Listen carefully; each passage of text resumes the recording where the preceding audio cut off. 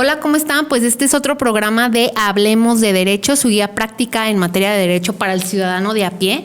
Y bueno, pues lo que buscamos es crear una conciencia, hacerte conocedor de cuáles son tus derechos, también tus obligaciones, cómo poder ejercerlos. Y pues este programa en especial me emociona porque vamos a hablar sobre la propiedad, los tipos de propiedad, mitos y realidades, que es una pregunta que a nosotros como abogados en lo personal siempre es como las del común denominador y también es por las que más como que más problemáticas hay en torno a la propiedad. Y bueno, pues le doy la bienvenida a mi compañero Javier. ¿Cómo estás? Muy bien, Gabriela. Buenas tardes, buen día a todos los que nos están viendo. Un tema muy interesante, ojalá nos acompañen. Sí, pues vamos a dar inicio con este tema que les decía genera como mucha controversia y es de lo que más, yo creo que también de lo que más trabajo tienen los abogados, sin duda, respecto a las diferentes cuestiones que se dan en torno a la propiedad. Y me gustaría arrancar con una pregunta que dice, ¿sabías que no todas las tierras pueden venderse libremente? Sobre todo creo, Javier, y no me dejarás mentir, que hay mucho tema con el tipo de tierras, que si es ejidal, que si es comunal, que si es privada, que si es irregular, que si es... O sea, en torno al tema hay una problemática compleja, como ya lo vemos nosotros como el día a día como abogados, pero vamos a arrancar con una que me gustaría que nos hablaras como de esta primera diferencia entre cosa y bien. O sea, ¿qué es un bien? Porque yo obviamente como abogada sé que hay bienes muebles, inmuebles, que nos dijeras qué los distingue a cada uno para irnos adentrando en el tema. Claro que sí. En efecto, es muy importante ubicarnos en el aspecto legal, porque de ahí se esclarecen toda esta serie de incógnitas que ustedes tienen. Como punto de partida habría que entender que hay una diferencia o connotación legal entre lo que es una cosa y un bien.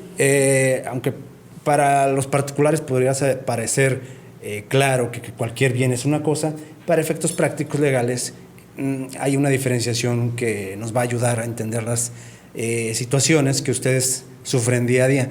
Una cosa, en efecto, es cualquier material, cualquier elemento que existe en la naturaleza. Algunos filósofos incluso lo llaman ente. Todo lo que existe en la naturaleza es una cosa, materialmente, por supuesto. Habrá cuestiones un poquito más esotéricas que no podríamos agrupar en este tipo de cosas, pero para efectos prácticos hay que identificar qué cosa es todo aquello que existe en la naturaleza de manera material, que podemos palpar. Tangible, que es ¿verdad? tangible y podemos palpar en la naturaleza. Esa sería la primera característica. O sea, sí. Como tal, que es una cosa, es algo que es... Un bien es algo que existe y que es tangible, ¿no? Que podemos tocar. Eso sería un bien. Eso sería una cosa. Un bien, a diferencia de las cosas, porque no todas las cosas son bienes, los bienes son aquellas cosas que de manera específica son apropiables, que de alguna manera son apropiables. Lo iremos desarrollando durante esta sesión, pero a diferencia de las cosas, no todas las cosas son apropiables. Los bienes, por naturaleza, son apropiables. Entonces, hay que partir de la diferencia que una cosa, pues, es algo que existe en la naturaleza y un bien es algo que es apropiable para efectos legales. Ok. ¿Y cuál sería entonces la diferencia? O sea, de los bienes ya nos dijiste que tiene que tener una primera característica, que tiene que ser apropiable. Y de ahí partiríamos a que existen, así en materia jurídica, como dos grandes definiciones que también tienen que ver con la naturaleza de las cosas, que es los bienes muebles e inmuebles. Me gustaría que nos dijeras como las características y a lo mejor algún ejemplo de cada uno. Claro que sí. Me gustaría partir primero hablando de los atributos de los bienes, okay, en el sentido de que estas características nos ayudan a entender distintas figuras que existen incluso para los bienes muebles e inmuebles. Un bien como tal puede tener tres características, no siempre, que son el uso, el goce y el disfrute. En el sentido de que el uso, que puedo de alguna manera darle una utilización, detentar ese bien; el goce, que puedo disfrutar de sus frutos, de la riqueza o de los productos que genera; y finalmente la disposición, que tiene que ver con que puedo transferirlo y se me puede transferir. Esto es importante porque, por ejemplo, a diferencia de la posesión, que carece del atributo de disponibilidad, del disfrute, la propiedad, para que se pueda llamar propiedad, tiene que tener o contar con estos 3 atributos: el uso, el goce y sobre todo la disposición, en el sentido de que se pueda transferir a otra persona, que se me pueda transferir y que yo pueda transferir. Si no tiene estos 3 atributos, propiamente no estamos hablando de una propiedad, estamos hablando quizás de otra figura jurídica que puede ser desde el usufructo hasta la posesión.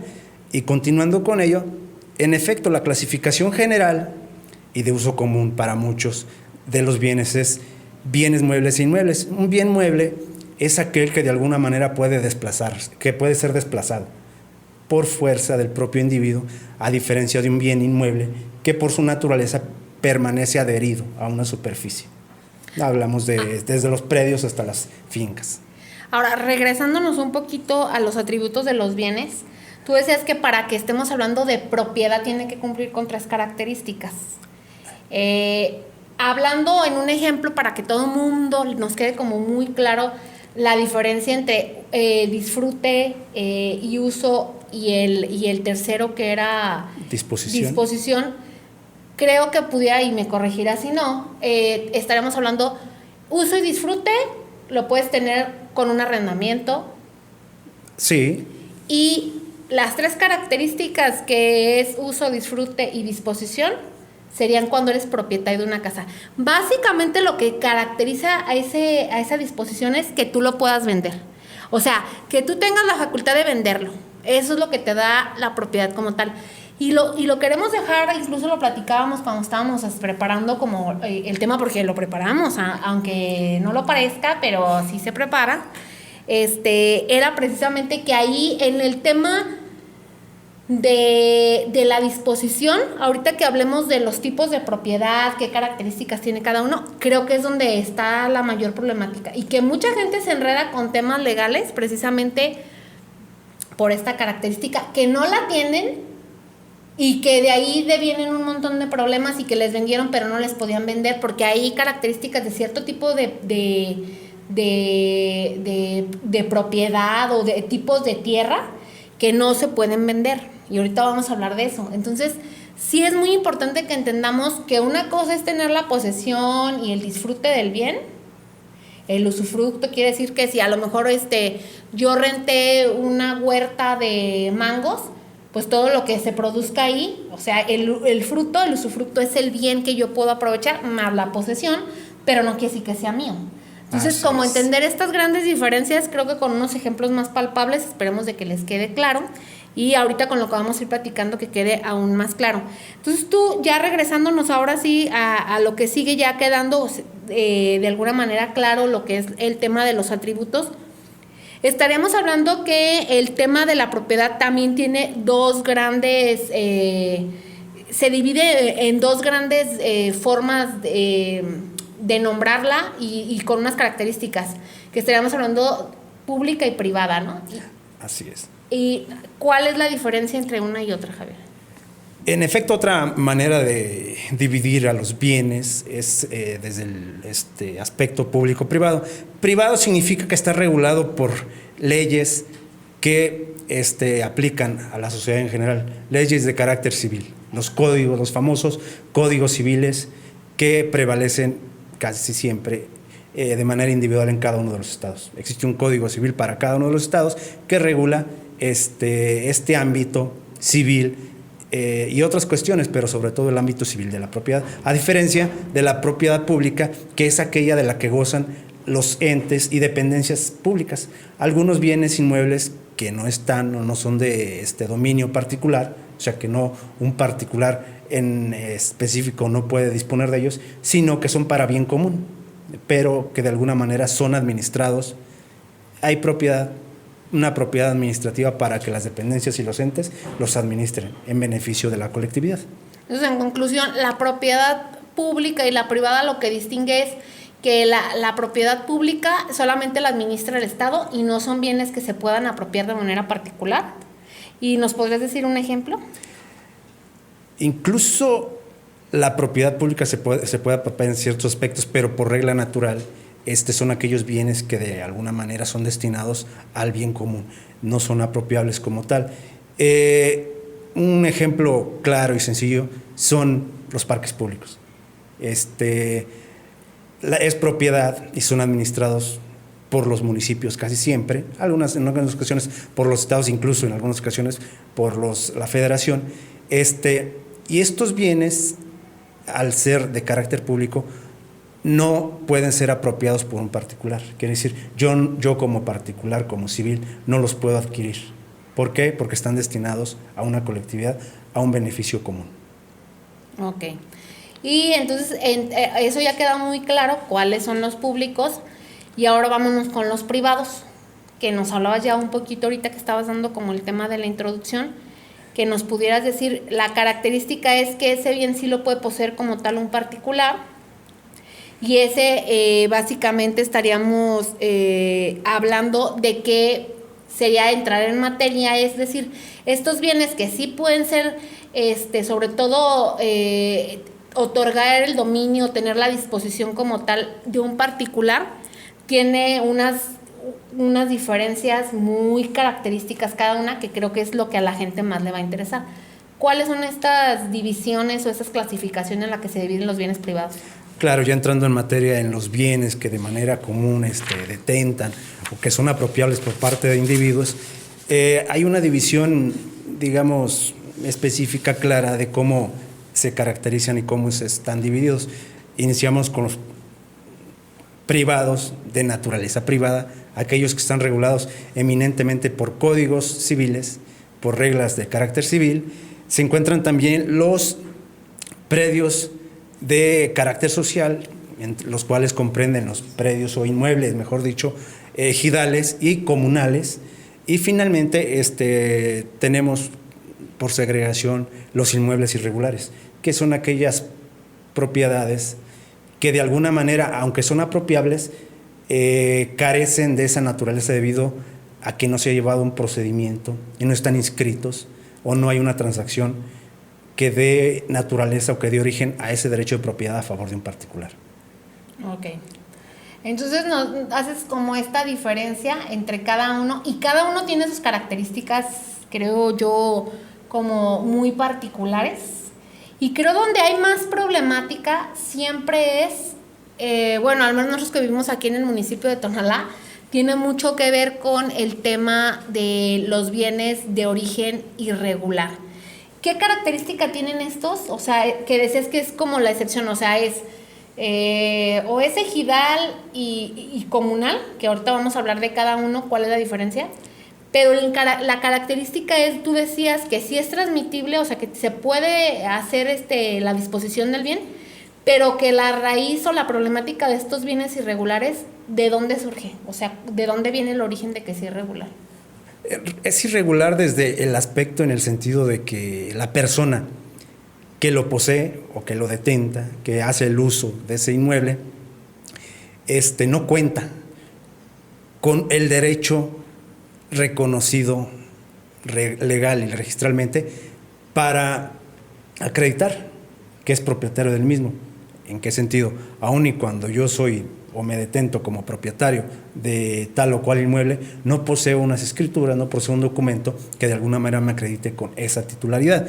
¿Por qué? Porque falta cumplir con una serie de actos y formalismos que le den esa certeza o que me den esa certeza a mí en lo particular para de alguna manera acreditar ante la sociedad que ese inmueble en específico me pertenece. Algo que creo que también es muy clave y que me gustaría como compartirlo aquí con las personas que nos hacen el favor de vernos, es que para que tu documento tenga la regularidad que te marca la ley para proteger esto hizo registros.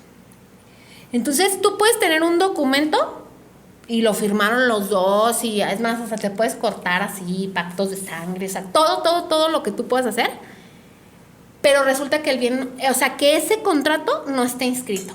Entonces, al no estar inscrito, pierde no toda la legalidad que debe tener, pero de ahí se devienen muchos problemas. Por ejemplo, si hablamos en materia privada, hay un registro público de la propiedad.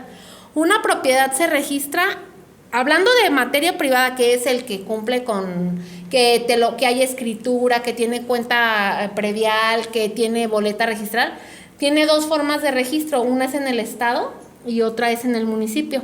En el estado se llama registro público de la propiedad y en el municipio es en catastro. Es decir, allá tiene una cuenta con un folio específico en el estado y aquí tiene una cuenta predial. Y eso quiere decir que ese registro, ese folio, es el que va diciendo de quién fue el anterior dueño y que hay toda un historial de quiénes han sido los dueños como tal. Entonces, cuando no esté inscrito, pues ahí empezamos con cosas.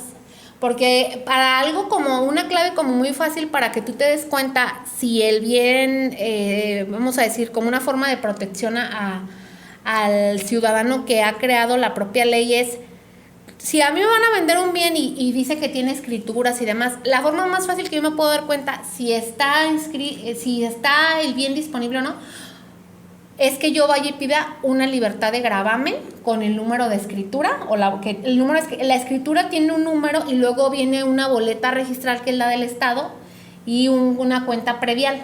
La que más importa legalmente es la del estado, porque a veces en los municipios abren cuentas por derechos posesorios, hay una serie de circunstancias. Entonces tú vas, oiga, quiero una libertad de gravamen de esta propiedad, te cuesta creo que 650 pesos, y también ahí te dice si él es el último dueño, porque hay mucha gente que, yo tengo la escritura, sí, pero resulta que la persona ya lo vendió 3 veces y el que te vendió ya no es dueño, sino que él ya lo hizo la transmisión a otras personas y otras personas. Entonces, la forma así más práctica y la recomendable de que usted compre una propiedad es que tenga escrituras, que tenga boleta registral, que usted vaya y pida una libertad de gravamen, y es como la forma más segura que tú te puedes dar cuenta, porque ese registro lleva quién es el último dueño. Y sabes que no solo para el tema de quién es el último dueño, porque puede ser que el que te vendió es el último dueño, pero resulta que está embargado, porque lo hipotecó el bien y no te puede pagar con el bien. Entonces, todo eso, por eso existen los registros y tienen esta característica y esta importancia. No sé si en este tema de propiedad privada quisieras agregar algo. Sí, apelar al hecho de que esta irregularidad o un predio es irregular desde dos aspectos. El de hecho, en el sentido de que no basta con que yo posea o detente un bien inmueble para que yo tenga por cubierto el requisito legal de que goce de la propiedad. Se los comento porque en el medio legal debe de existir un asiento, una causa generadora de derecho. Desde el aspecto de fáctico o de hecho, pues quizás cuentes incluso, además de detentar la propiedad, con un documento privado, me refiero a un contrato. Con eso quizá cubrirías el aspecto de hecho de existencia de propiedad, pero para efectos formales y darle validez ante la sociedad, falta cubrir el aspecto formal. Para cubrir, digamos, para que tu predio no sea irregular desde el aspecto formal, falta que cubras todo este proceso del cual ya habló Gabriela. Hay que elevar ese contrato privado que fue celebrado entre privados mediante escritura. ¿Para qué? Para que posteriormente se genere la inscripción en el catastro y como último punto sea inscrita en el registro de la propiedad. ¿Y qué consecuencia tiene esto? Que la sociedad, por medio de ese registro, me está reconociendo la titularidad. De tal manera que en caso de conflicto, de que otro particular quiera de alguna manera interferir o hacerse propietario de ese bien, ya hay un respaldo social, ya hay un respaldo público que va a servir para mi defensa.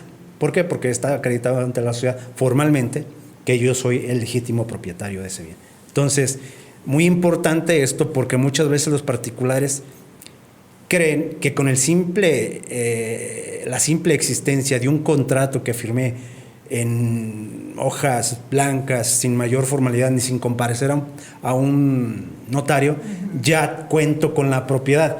De alguna manera sí, pero para perfeccionarlo y surta efectos sociales ante terceros, no tenga el inconveniente de que en algún momento otro particular quiera apropiarse de mi bien, falta completar este proceso formal.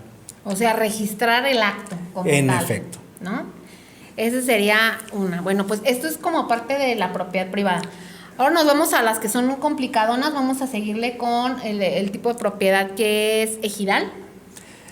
¿Qué características tiene esta propiedad, Javier?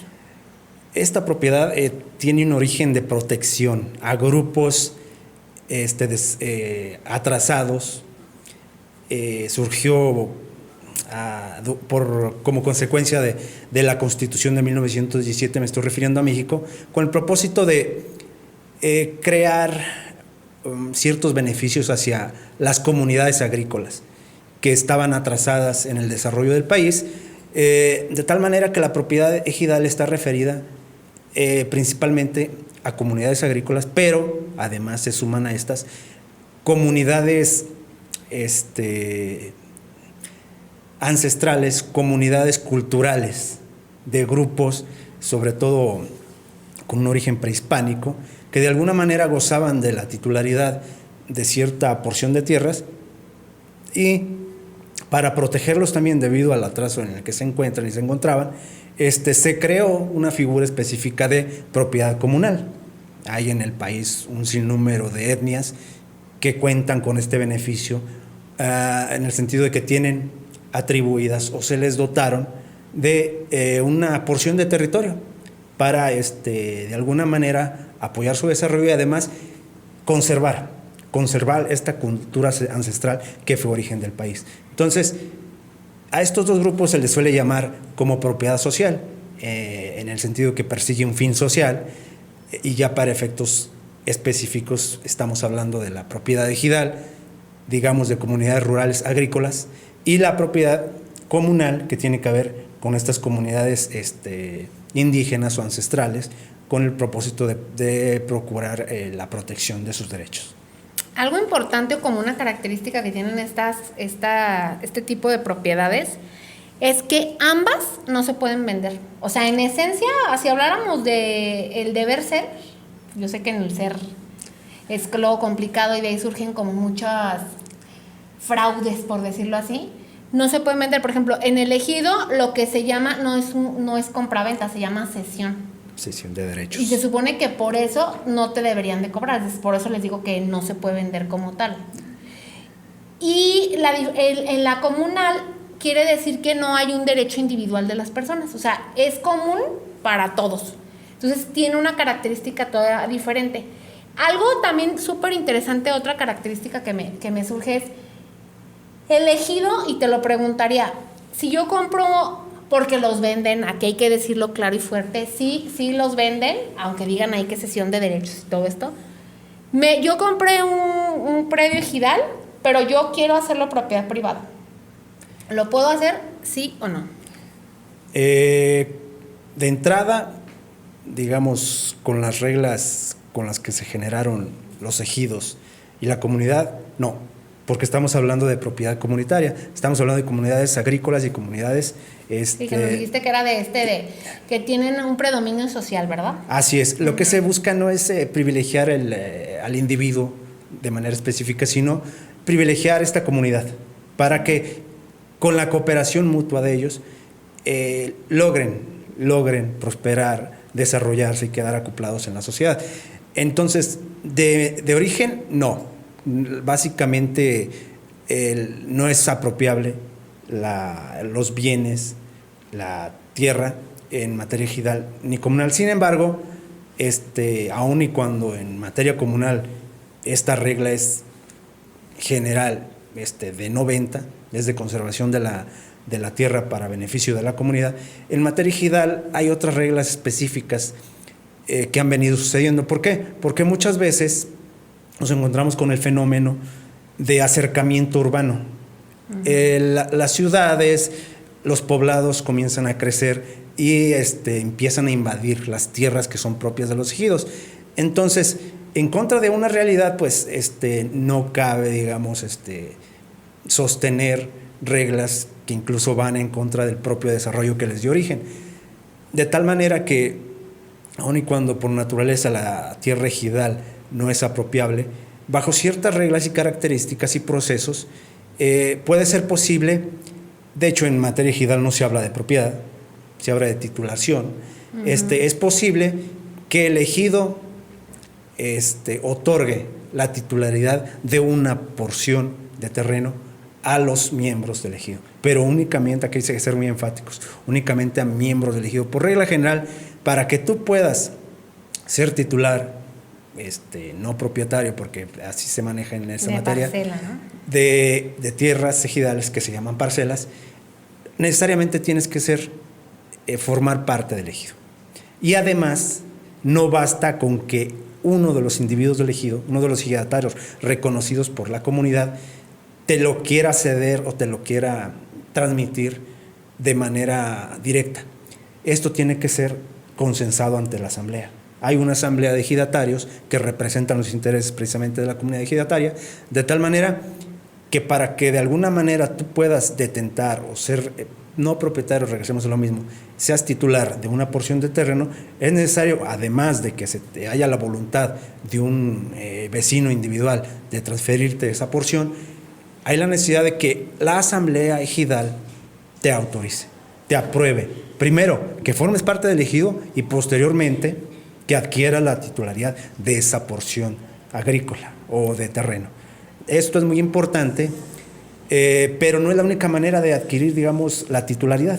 Muchas veces, como les digo, el crecimiento urbano genera la escisión de los ejidos, de tal manera que llegan a un punto en el cual son liquidados. Los ejidos son liquidados debido a que ya hay invasiones de personas ajenas a su comunidad ejidal, y con el propósito de generar esta paz social y no conflictiva, se inicia un procedimiento, muchas veces se llama extinción, otras tantas de regularización, por medio del cual un ente público ejidal hace un procedimiento y comienza a titular las parcelas y tierras del ejido.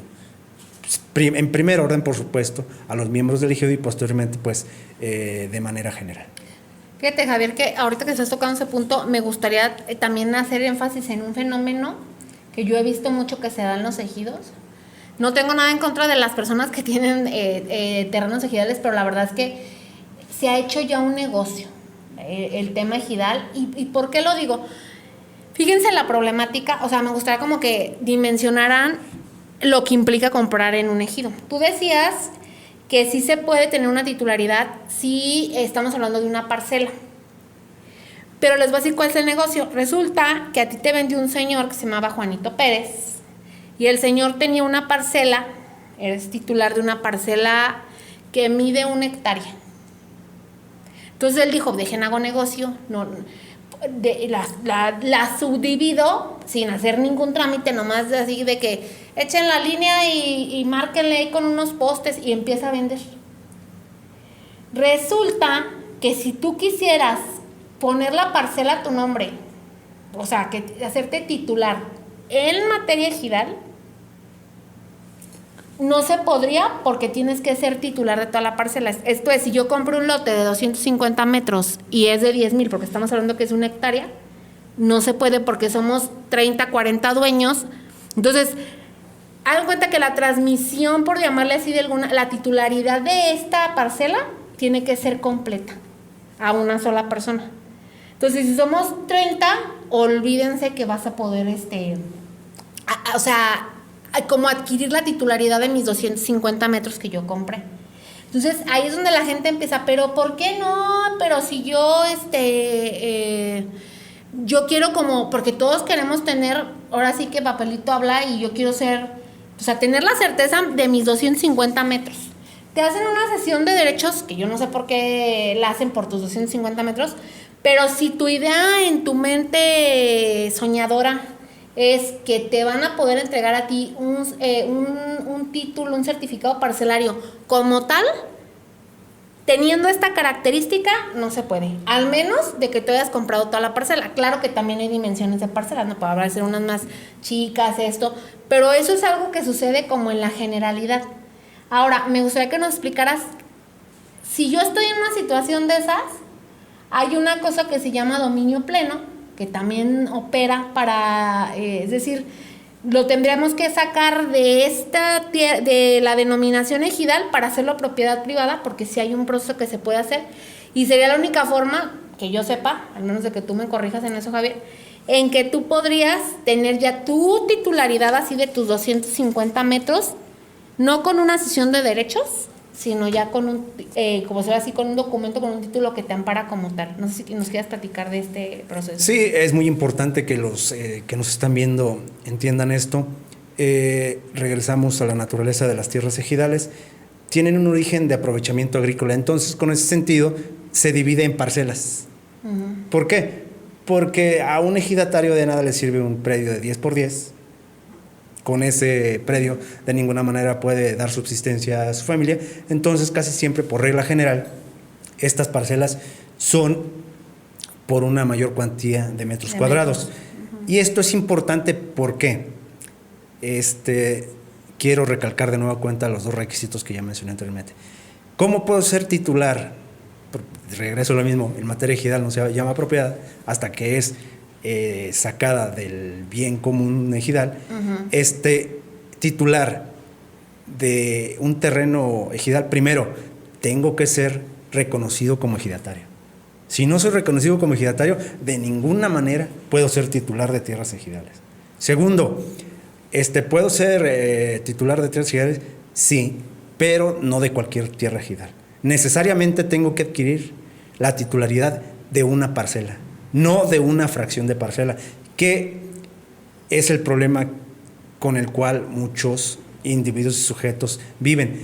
El titular, el real titular, el ejidatario titular de una parcela, vende fracciones a particulares que ni siquiera forman parte del ejido. Esta transacción no tiene validez legal y además no les genera un derecho que pueda ser reconocido ante terceros, porque por regla general tienen que adquirir toda la parcela, no una fracción. La compraventa de una fracción de parcela no puede y no está amparada por la legislación agraria. Ténganlo mucho en consideración, porque cuando les quieran vender un terreno y les digan que es una fracción y que es una cesión, ni siquiera una compraventa, porque ustedes van a adquirir una cesión de derechos, no les va a dar certeza de la propiedad que ustedes están adquiriendo. Sí, el negocio es, y también lo digo fuerte y claro, que hacen negocio, lo venden 3 veces, y si tú vas a comprar, o sea, mi recomendación sería no compren fracciones de parcelas, no compren bajo cesiones de derechos. Y si dices, bueno, pues no me queda de otra porque pues mi circunstancia, pues mínimo que te lo den en un costo que esté por abajo del precio, porque ya te lo venden como propiedad privada, y si tuviera ahí todos los temas, a veces ni servicios tienen, o sea, tiene unas características bien complicadas. Y la otra recomendación, tip, vete a vivir ahí. O sea, tienes que tenerlo cercado, enmallado con 20 perros, o sea, lo que tú quieras, porque ese tipo de bienes, todos, pero en específico esos, se da mucho la invasión de predios. O sea, que ya llegaste, hay 3 con una cesión igual que la tuya, y el señor les vendió, y es una irregularidad, porque, o sea, hablando de materia agraria, sí hay un registro que es el registro agrario, pero ese lleva el control de los que son ejidatarios y de los que son dueños de parcelas. Ese registro no administra las cesiones de derechos, porque como nos decía Javier, no están reconocidas por la ley. Entonces, el que lleva ahí la administración es el ejido. Entonces, el ejido es, yo le cedo los derechos a y luego le cedo los derechos al otro, y resulta que el que era presidente ya no está, y es una rotación. O sea, le entras a un tema bien complicado y de muchas irregularidades. Entonces, pues eso es complicado. No sé si quisieras agregar algo más para hablar un poquito. Sí, recalcar en relación con este fenómeno. Hay un fenómeno común en los ejidos de este tipo de ventas. ¿Cómo yo me cercioraría de que en efecto soy titular, incluso digamos de una fracción, que aunque ya volvemos al punto, no es lo mejor, no es posible? No es lo recomendable. ¿Cómo adquiero yo certeza de que en efecto soy propietario y la sociedad me reconoce como tal, de tal manera que ningún otro individuo pueda ser propietario de ese terreno o inmueble? Regreso a la misma cuestión. Debes de ser ejidatario, reconocido por la asamblea. Segundo, esa compraventa o transacción debe ser reconocida por la asamblea, si no, no va a tener ningún peso legal. Y tercero, y muy importante, esa transacción debe de estar inscrita en el Registro Agrario Nacional. Si no está inscrita en el Registro Agrario Nacional, corres el riesgo de que sea vuelta a vender 1, 2 o 3 ocasiones. ¿Por qué? Porque esa titularidad no está reconocida socialmente, ya ni siquiera en la comunidad ejidal, para efectos sociales de la comunidad. Ok, pues eso es hablando de ahora sí que la propiedad social. Ahora vamos a hablar de la propiedad irregular, que tiene sus características también muy particulares. Y nosotros hablamos por experiencia propia porque nosotros aquí vivimos en este bello municipio y aquí al menos en Tonalá es un fenómeno bien complicado lo de la propiedad irregular.